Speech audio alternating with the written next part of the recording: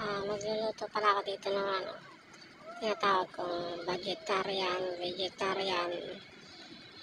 burger steak. Kasi ito mga idol, gulay ito mga idol, carrots, talong, tsaka giniling. Budget na budget talaga yan mga idol. Para sa mga nagtitipid, ganito lang gawin nyo.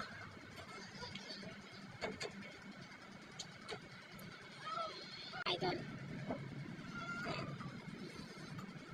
pinirito ko muna dito yung pinaghalo-halo kong gulay at yan ang resulta mga idol. Pagkatapos nagigisa na ako ng sibuyas, bawang, pagkatapos nyan kunting tubig para sa sabaw. Nalagyan ko din ng kalahating pork cubes tsaka paminta, ang palasa. Pagkakulo, nilagyan ko naman ng toyo, pangkulay tsaka pampalasa na rin.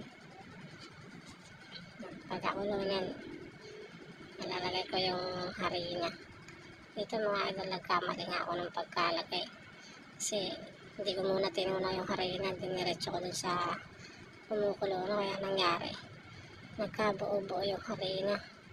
Kaya ang ginawa ko dyan mga idol, sinala ko na lang para matanggal yung mga buo-buo. Yan, tapos tinanggal ko yan, tapos nilagay ko ulit. Pagkatapos kung tanggalin yung mga buo-buo na yan, nilagay ko ulit sa kawali. Yan, yan ang resulta mga idol. Yan, nilagay ko na yung pati na gulay tsaka giniling. Yan, bali 7 peraso yung nabuo ko dito. Budget na budget yan mga idol, pero masarap naman. Yan, pagkakulo niya mga idol, pwede na lantakan. Ayan, kumukulo na. Babalik na rin ko lang para kumapit din yung sa kabila, sa ilalim, yung lasa. Ayan. Ayan mga idol, kung gusto nyo budget, ito na, okay na to.